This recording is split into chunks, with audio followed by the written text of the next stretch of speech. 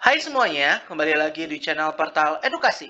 Pada kesempatan kali ini kita akan membahas rangkuman materi matematika kelas 9 tentang kekongruenan dan kesebangunan. Kongruen dalam matematika artinya adalah sama persis. Sama persis di sini baik ukuran panjang maupun besaran sudut.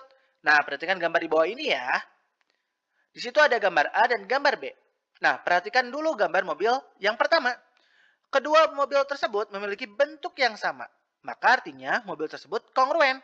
Kemudian, perhatikan mobil pada gambar kedua. Kedua mobil tersebut memiliki bentuk yang berbeda. Maka artinya mobil tersebut tidak kongruen.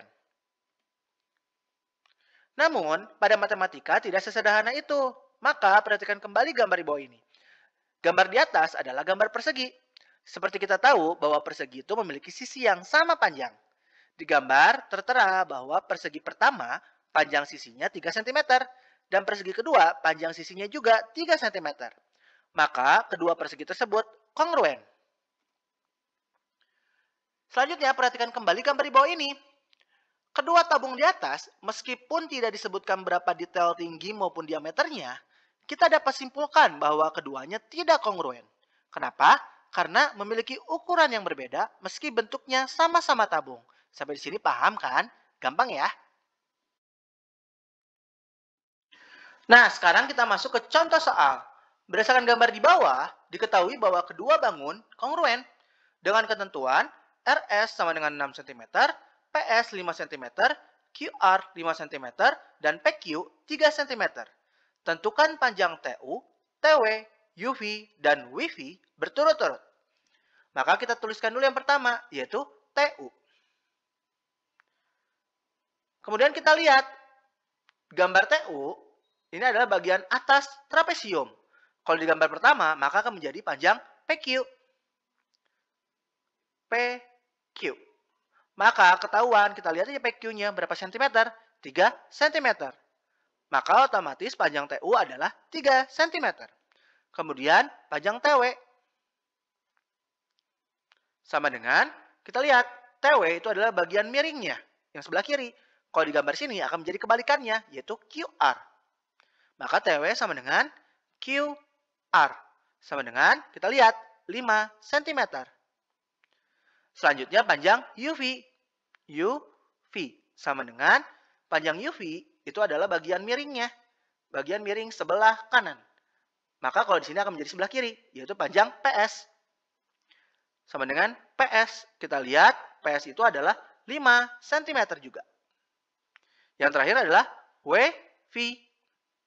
Sama dengan WV ini adalah bagian bawah trapesium. Kalau gambar di sini adalah panjang SR atau RS. Sama dengan RS. Sama dengan 6 cm.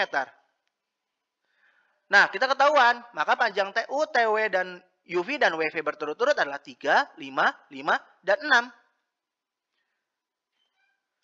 Selanjutnya, kita akan contoh soal berikutnya, yaitu berdasarkan gambar di bawah, diketahui bahwa kedua bangun kongruen dengan sudut C sama dengan 80 derajat dan sudut D 45 derajat. Tentukan nilai sudut A, B, dan sudut E. Pertama-tama, kita lihat dulu yang ketahuan adalah sudut C dan sudut D. Maka kita harus mencari sudut E, agar nantinya lebih gampang. Untuk mencari sudut E, maka sudut E sama dengan, ingat, bahwa semua sudut segitiga itu adalah 180 derajat. Maka caranya adalah dikurangi dengan sudut C, dikurangi lagi sudut D.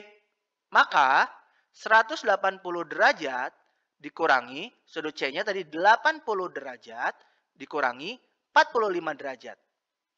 Maka 180 dikurangi 80 yaitu 100. Dikurangi 45 yaitu 55 derajat. Maka kita tahu sudut E itu adalah 55 derajat. Sekarang kita tinggal menentukan nilai sudut A dan sudut B. Sudut A, kita lihat sudut A itu ada di sebelah sini. Itu akan sama dengan sudut E. Cirinya dari mana? Lihat garisnya. Di sini terbentuk dari garis yang ada tanda 2. Maka kita lihat juga yang di sini ada tanda 2. Nah, itu artinya sama. Maka kita lihat sudutnya adalah sudut E. Sudut E ini kita tahu tadi adalah 55 derajat. maka sudut A sama dengan sudut E, itu artinya adalah 55 derajat. Kemudian, kita mencari sudut B. Sudut B itu akan sama dengan sudut dodol, D. Maka besarannya adalah 45 derajat. Jadi ketahuan, sudut A 55 derajat, sudut B 45 derajat, dan sudut E 55 derajat. Gimana? Gampang kan? Nah, selanjutnya kesebangunan. Berbeda dengan kongruen yang harus sama dalam ukuran dan sudut, kesebangunan artinya dua benda yang memiliki perbandingan ukuran dan sudut yang sesuai. Kesebangunan itu ibarat zoom in dan zoom out dalam kamera HP kalian. Kalau di zoom dekat akan semakin besar, sedangkan di zoom jauh akan semakin kecil. Namun tetap benda yang sama, ya kan? Nah, kesebangunan juga seperti itu. Ini ada contoh soal nih. Buktikan bahwa gambar di bawah ini adalah sebangun. Ingat, dalam sebangun itu harus memiliki perbandingan yang sama. Artinya apa? Kalau misalkan di sini SR, kita lihat nih SR, kita tulis SR, itu akan berbanding, SR itu adalah bawah trapesium, maka di sini juga akan berbanding AB.